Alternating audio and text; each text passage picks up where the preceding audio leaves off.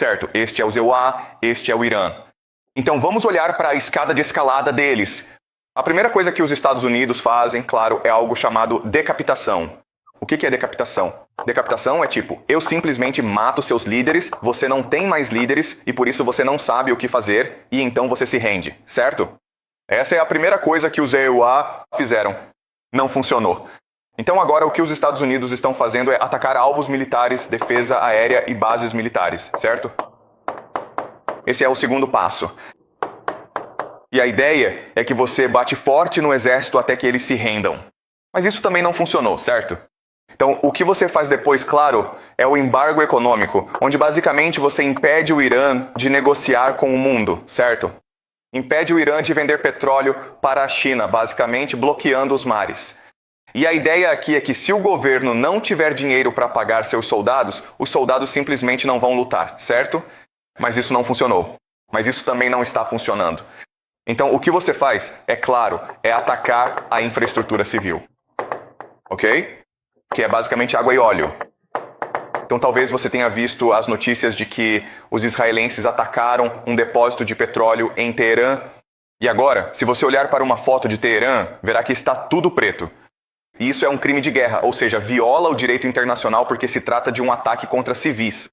É isso que você faz. Quando você sentir que precisa exercer mais pressão para vencer esta guerra, ok? E assim você pode continuar a intensificar os esforços. E então, o que você faz é o seguinte: agora que você atacou os civis e eles ainda se recusam a se render, você usa armas secretas.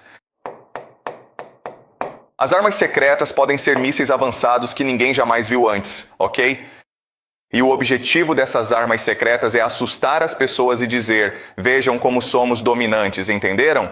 Se isso não funcionar, o próximo passo é usar armas biológicas e químicas, ok? Armas bioquímicas. Também não funciona? Então, pessoal, armas nucleares, tudo bem?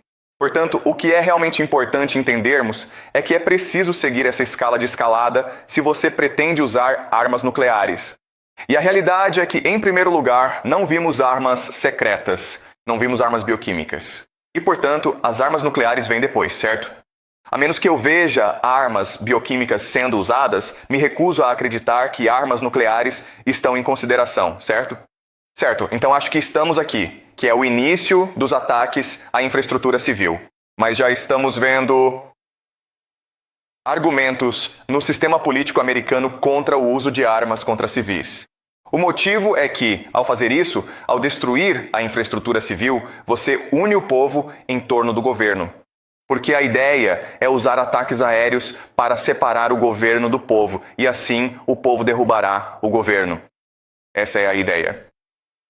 Chegamos a este ponto, o que significa que ainda temos um longo caminho a percorrer antes de chegarmos às armas nucleares, ok?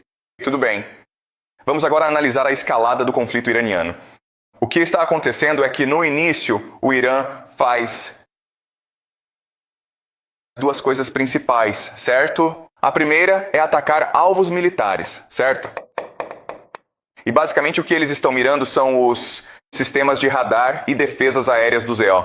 Porque, Mestre, uma vez que essas duas coisas são destruídas, o Irã pode atacar o que quiser, certo? Também está próximo ao Estreito de Hormuz,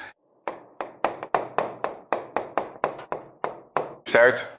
E ao fechar o Estreito de Hormuz, você coloca pressão sobre as economias do CCG, assim como do leste asiático. A esperança é que, ao bloquear as economias, o CCG, Emirados Árabes Unidos, Arábia Saudita, Bahrein, Catar e Kuwait pressionem Donald Trump para acabar com essa guerra o mais rápido possível. Além disso, o leste asiático recebe a maior parte do seu petróleo do CCG do Shia Hormuz, certo? Então, a China recebe cerca de 40% do seu petróleo, o Japão recebe 75%, isso é muito petróleo. Portanto, a esperança é que esses países pressionem os Estados Unidos para acabar com essa guerra o mais rápido possível, certo? Essa é a estratégia iraniana. Mas se eles forem forçados a subir na escala de escalada, o que vai acontecer é o seguinte: se você atacar a economia deles, eles também atacarão a sua economia, certo? Com mísseis basicamente mirando nos campos de petróleo. Se você atacar a infraestrutura civil deles, eles também atacarão a sua infraestrutura civil. E qual é a principal fraqueza desses países do GCC? Usinas de dessalinização, certo? Usinas de dessalinização. E é isso, certo? Esse é o limite da escala de escalada iraniana, porque eles não têm armas nucleares. Eles não têm armas bioquímicas. Eles não têm mísseis intercontinentais com os quais possam atingir os Estados Unidos. Então, como você pode ver, os Leua e Israel têm domínio na escalada porque podem subir muito mais alto na escala de escalada do que o Irã. Mas essa é a maneira errada de entender isso, certo? Porque se você olhar para as estratégias deles, o Irã tem muito mais flexibilidade, muito mais capacidade de calibrar do que os Estados Unidos, certo? Quando os Estados Unidos atacam, é algo bem direto. Mas veja, se eu fechar todos os movimentos de curto prazo, posso ser estratégico em como fecho o Estreito de Hormuz.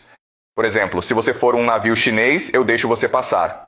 Por exemplo, se você for de um país do GCC e quiser me subornar, se quiser me pagar um imposto, eu também deixo você passar. Se você for de um país do GCC e disser, sabe de uma coisa, esqueça os Estados Unidos, quero ser amigo do Irã, eu também deixo você passar. Entendeu? Então, ao fechar todo o Estreito de Hormuz, isso cria uma estratégia de calibração. Isso permite que o Irã aplique pressão de forma seletiva e estratégica. Sobre os amigos dos Estados Unidos, para que eles se tornem amigos do Irã, certo? A mesma coisa acontece com esses ataques de drones contra campos de petróleo e alvos militares, certo? Se você me atacar, eu ataco você com drones. Mas se você não me atacar, então eu não ataco você, certo? Então, em outras palavras, ok, essa é uma ideia realmente importante. Os EUA e o Irã têm decisões militares diferentes, caminhos. Certo, tudo bem. Então deixe-me explicar como. Porque os Estados Unidos e Israel, eles simplesmente atacam o Irã, certo? E eles atacam com poder aéreo, então é algo muito direto. Certo, ok, então você vai de um passo para o outro, para o outro, para o outro, certo?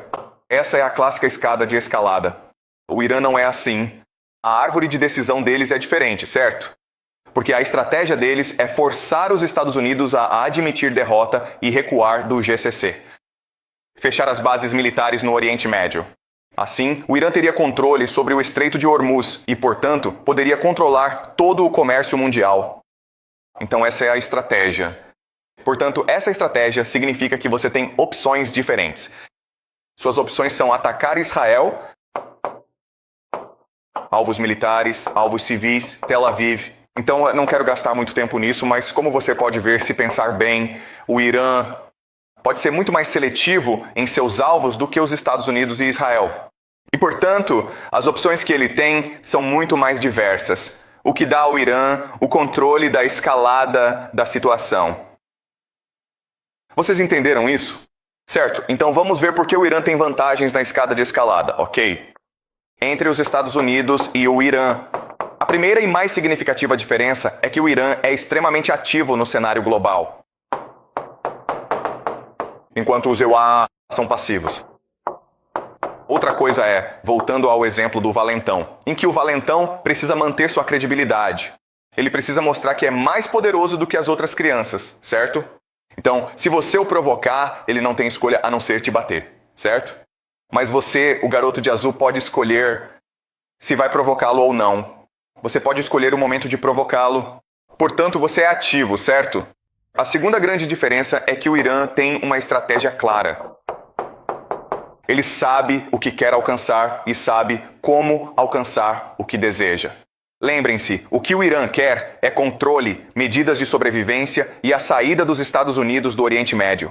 É isso que ele quer fazer. E está calibrando seus ataques de uma certa maneira para atingir esse objetivo final. E está funcionando muito bem para o Irã, ok? Os Estados Unidos, por outro lado, não sabem o que querem. Quer destruir o Irã. O que isso significa, certo? Destruir.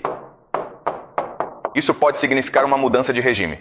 Isso poderia significar um colapso da economia. Isso pode significar que a população civil vai morrer de fome, entendeu? E isso pode significar qualquer coisa.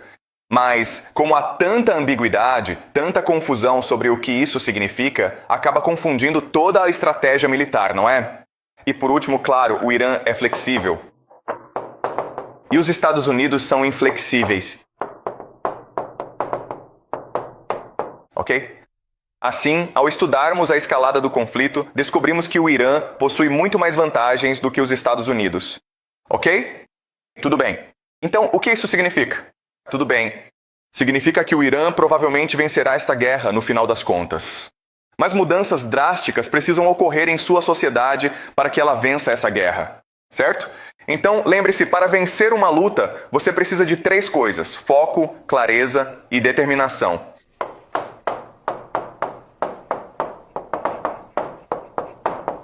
Certo, você precisa saber qual é o seu objetivo. Você precisa saber como alcançá-lo e precisa estar determinado a conseguir isso, ok? Então, o que isso significa para o Oriente Médio? O que isso significa para o Irã? Em primeiro lugar, foco significa unidade, o que significa que você precisa unir sua população, o que basicamente significa esmagar toda a dissidência. Não podemos mais discutir. Precisamos nos unir por um propósito, ok? A segunda coisa da clareza é censurar as pessoas. Censura. E já estamos vendo isso em Israel, onde não é permitido filmar ataques militares. Ok? Se um drone atacar Tel Aviv em Israel, você não pode filmar isso e postar nas redes sociais. Ok? O governo virá e te prenderá. O mesmo acontece em Dubai. Não é possível mostrar Dubai sendo atacada. Ok? Portanto, está havendo uma censura massiva. E resolução significa simplesmente militarização, onde o Oriente Médio caminha para uma guerra total. Guerra total significa simplesmente que todos os cidadãos agora são recrutados para o esforço de guerra. Isso significa simplesmente que toda a economia está voltada para a guerra, entendeu? E um último ponto que quero destacar é o seguinte: o que precisamos entender sobre a escalada é que à medida que ela avança, temos que lembrar que esta guerra está sendo travada de forma multidimensional, certo? O que isso significa? Significa que o militar é apenas uma das dimensões. Mas existem 4 grandes dimensões. Existem outras, mas vamos focar em 4 principais, certo? A primeira grande dimensão é a narrativa. Narrativa é basicamente a opinião mundial. Em segundo lugar, a questão política. Política significa simplesmente a relação entre as nações. A relação do governo com o povo, ok? Político. A terceira dimensão é econômica. Econômico. E o quarto é militares. O que é realmente importante entender é que a dimensão militar é provavelmente a menos importante. Existem outras dimensões que são muito mais importantes. Portanto, esses 4 fatores determinam como os Estados Unidos e o Irã progridem na escalada do conflito. Ok? Porque seu objetivo é controlar a narrativa e justificar por que você está fazendo o que está fazendo. Em termos políticos, você ainda precisa manter boas relações com outros estados, certo? Assim, enquanto os Estados Unidos travam essa guerra contra o Irã, os Estados Unidos ainda mantêm conversas com a China. Os Estados Unidos ainda estão em negociações com a Rússia. Assim, essa discussão política determina os contornos dessa luta.